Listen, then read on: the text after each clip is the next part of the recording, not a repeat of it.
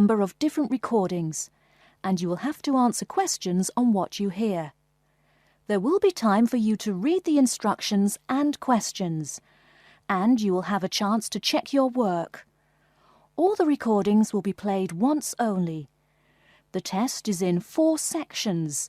At the end of the test, you will be given 10 minutes to transfer your answers to an answer sheet. Now turn to Section 1. Section 1. You'll hear a man giving information to a group of new university students. First, you have some time to look at questions 1 to 5.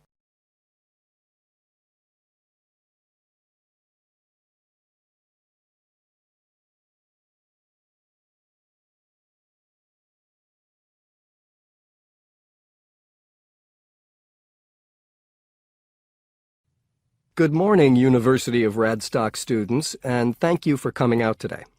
As some of you may already know, my name is Scott Barnes, and I am the director of the Student Services Office here at the university.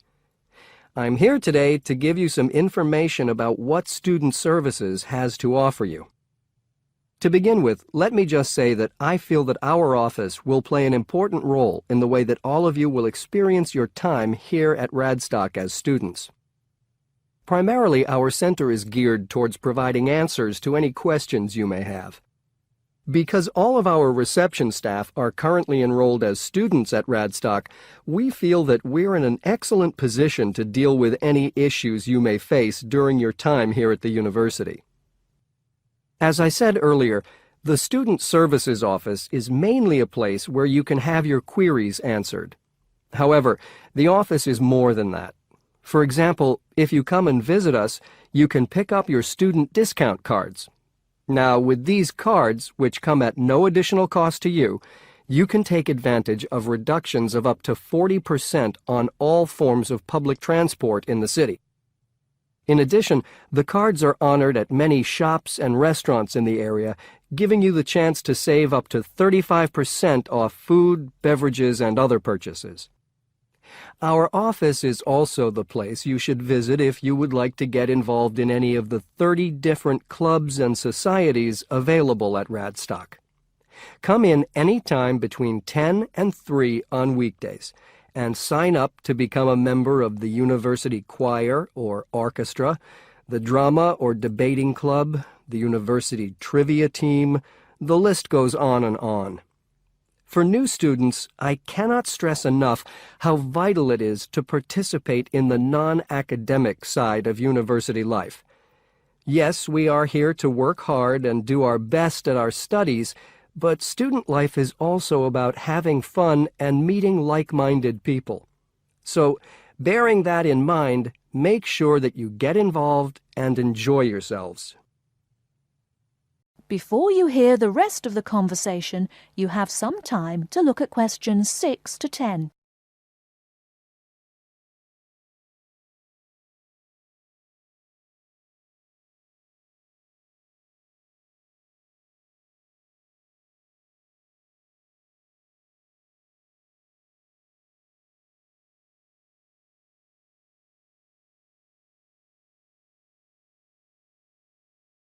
Now listen and answer questions 6 to 10. Moving along, I'd now like to talk to you about another very important service that our office provides, and that is counseling. I'm sure that you are all well aware that there are times in life when things can go wrong and times can get tough. We all have to endure difficult experiences, and these difficulties can be emotional or physical. Whatever the case may be, talking with an experienced counselor can help you through the trying times. The counseling service here at Radstock is staffed by counselors who are qualified to help you deal with problems ranging from homesickness and loneliness to eating difficulties and life changes. To see a counselor, we recommend that you first visit our drop-in center. We run drop-in sessions on a daily basis from 9:30 a.m. to 2:30 p.m. And to reserve one of these sessions, you can telephone the counseling service on 5648-3907 on the day you wish to visit. Or, if you prefer, you can come into the Student Services office anytime after 8:30 a.m. and complete a booking form. If it should happen that you need to cancel your appointment for the drop-in session, we would request that you contact the counseling service as soon as possible to let them know. Drop-in sessions can be as short as 20 minutes, but it's more usual for them to take about 45 minutes. During that time, you will be asked some questions to clarify your situation, and a decision will be made as to what further action, if any, should be taken. After your session, several things may happen. Firstly, you may be referred to one of the university's counselors for further counseling, which normally consists of another 8 sessions. Secondly, you may be asked to visit another source of help within the university. Or finally, you may be referred to an external organization.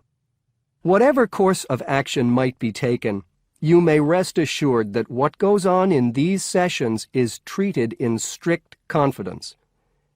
I'd also like to mention that the counseling service runs numerous workshops on the campus every year. The focus of these workshops tends to be on personal development, and past topics have included motivation, self-identity, and impression management. There is no fee charged for these workshops, and if you require more information, feel free to contact us at stuser@acadia.co.uk. That is the end of Section 1. You now have half a minute to check your answers.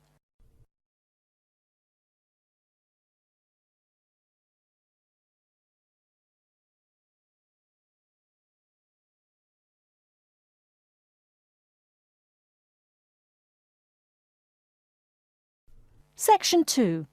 You will hear a media studies tutor giving a lecture about news sources. First, you have some time to look at questions 11 to 15.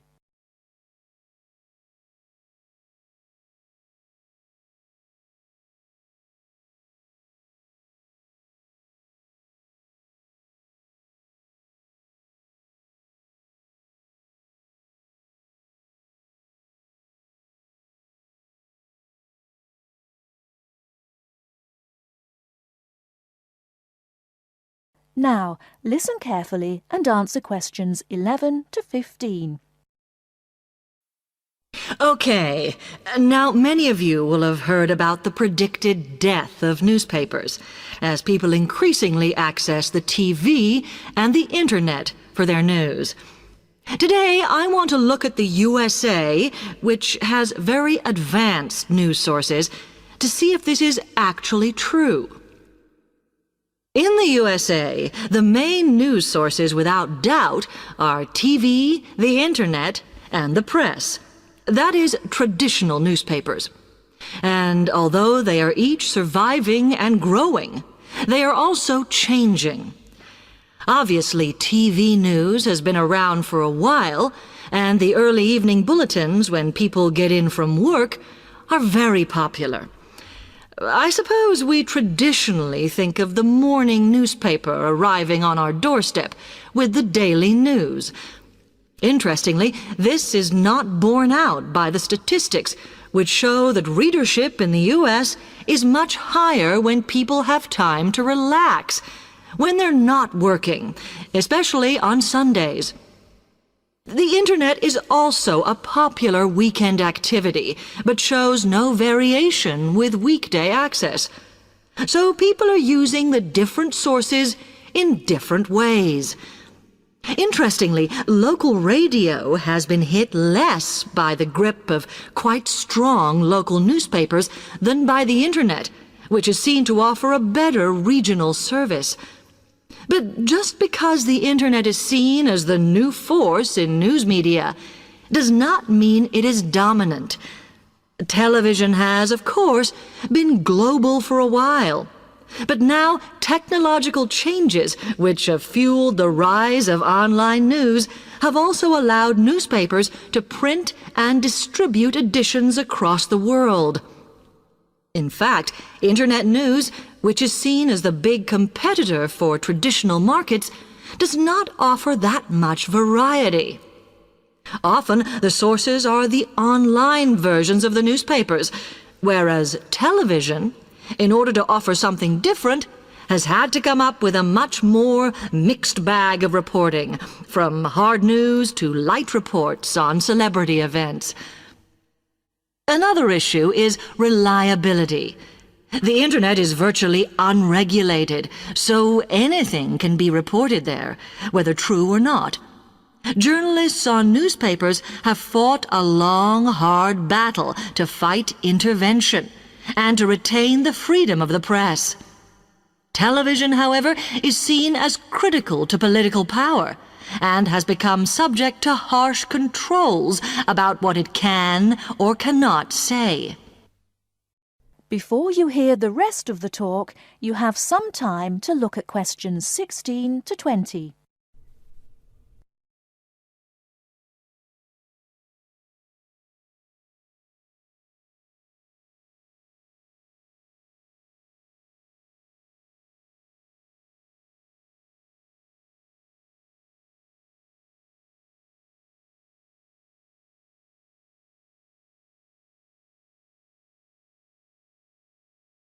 Now listen and answer questions 16 to 20. Now, one very critical factor in keeping newspapers alive and well in the USA has been their approach to advertising. Obviously, newspapers are heavily dependent on advertising revenue, and they have become more and more imaginative in what they offer, in order to make sure that advertisers use them and not other news sources. This has meant that, contrary to popular belief, newspapers now have a significantly higher profit margin than the rest of American industry. So, how have they managed to raise advertising revenue in this way? Well, they have put a lot of effort into developing and maintaining a very strong association with the retail trade. And they've come up with a winner. A critical tool in their sales plan has been suggesting that the adverts they run can have vouchers. This has been enormously effective because they have found that not only do more people buy the paper to get the discounts, but also that this inevitably means much higher sales for the clients who advertised. As well as doing this, the newspapers have also introduced aggressive sales campaigns over the last few years. This has resulted in a significant and continuing rise in the number of advertisers prepared to pay the extra for full-page ads. So, what I would like to move on to... That is the end of section 2. You now have half a minute to check your answers.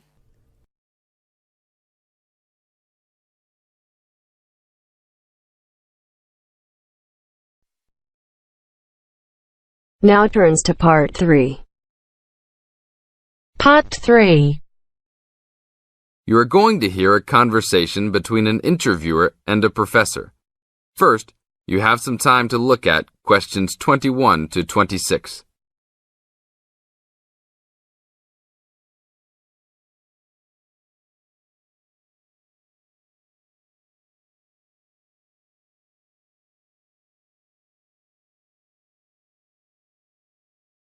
Now listen to the tape and answer questions 21 to 26. Today I'm here with Professor Nittick, who is our new university president. He has been a professor for 20 years and teaches many of the best classes on campus. I know many of you have had him as a teacher and know of his brilliance. Good morning, Professor Nittick. Thank you for stopping by the student station. Thank you for having me here. It is always great to get to meet many of the students who are involved with our school. I haven't been here since 2 years ago. Yes, I remember at that time you were still teaching every semester. 2 years later, You're only teaching every once in a while. But it seems like you are still always busy. The administration world is just as busy as the teaching world for you. How do you stay in touch with the university, even with the change in your everyday duties? I try to stay in touch with what is popular with the university students. I usually spend time with as many students as I can. They usually give me insight into what the new concerns and beliefs are for the new generation. On top of that, I try to be as youthful as I can. I consider myself to be youthful, at least for my age. So I always have a good time and try to stay young. I try my best to not just be a teacher, but also participate in university life. Interesting. So are you still doing lots of academic work, or are you mostly concentrating on administrative affairs? Well, I mostly do administrative affairs now, but that doesn't mean that I still don't have a very deep interest in academic matters. I often visit other campuses around the world and meet other professors in my field. I learn the most by travelling and seeing the different places of the world and the different fields of thought. I even did a television programme last month in Manchester. Will you be on television any time soon then? Well, you can call the television station and see if I will be on television any time soon. Maybe I will be on the news report. I don't think it is really that significant, though. Oh, really? That sounds great. I will remember to look out for you. Let's move on. With all your busy travelling recently, how do you find time for your personal life? I try to keep my university life separate from my personal life. Sometimes it's hard to find time to just take my wife and 3 kids out for a family dinner, but usually we all manage to get together every few days. I'm taking a few weeks off next month to take my family down to South America, to Brazil for a few days. I can't wait to just sit on the beach. Wow, that sounds like a wonderful trip. Professor Nittick, could you tell the audience a little about what goes on in an average day of a university administrator? An average day? Oh, I don't think there is such thing as an average day for me. The last few weeks I've been travelling all the time. I can be in Los Angeles in the morning and in New York by the afternoon and back to Los Angeles by the evening. Sometimes I will spend the whole week at a new university, showing the new administrators the ins and outs of running a university. Sometimes I can spend the whole day in the office on the phone. So there really is no average day for me. I guess that is because I do so many different tasks. Sorry to let all the viewers down, but that is the plain truth. Now look at questions 27 to 30.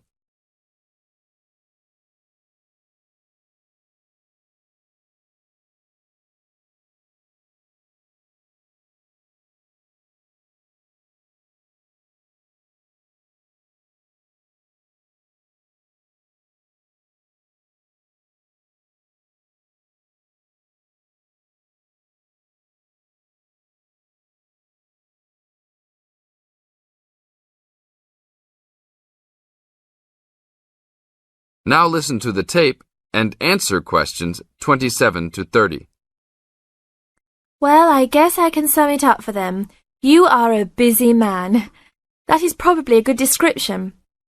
So, are there any immediate plans for the coming few weeks? Well, I'm in Los Angeles for the next 2 days, and then I fly to Colorado to meet a new prospective professor for our university. I will be in Colorado for about a week.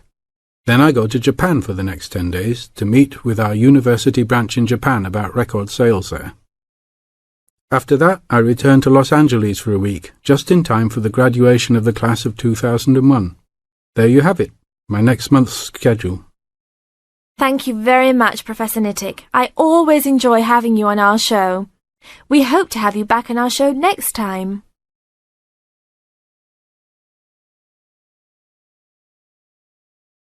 That is the end of part 3. You now have half a minute to check your answers.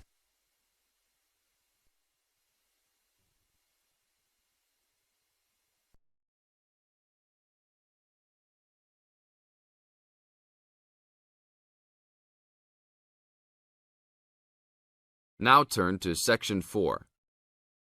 Section 4. You are going to hear a lecture. First, you have some time to look at questions 31 to 40.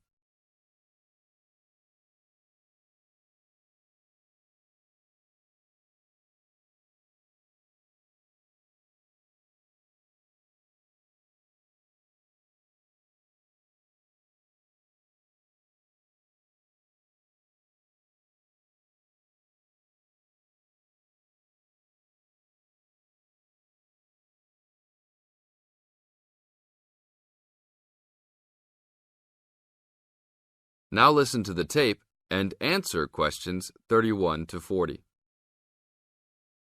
I'd like to introduce Rebecca Bramwell, an artist and illustrator who has come along today to talk to you all about getting your first job or commission as an artist.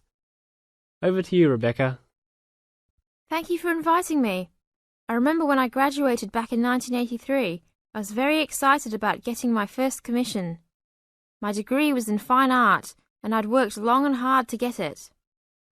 I was an enthusiastic student, and I never found it difficult to find the incentive to paint.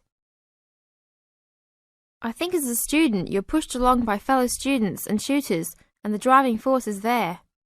However, when you leave college, you find yourself saying things like, "I'll have one more cup of coffee, and then I'll sit down to work." I hate to admit it, but I say it myself. Suddenly, it isn't finding the inspiration or getting the right paper that's a problem. It's you. In my view, there are a number of reasons why this happens.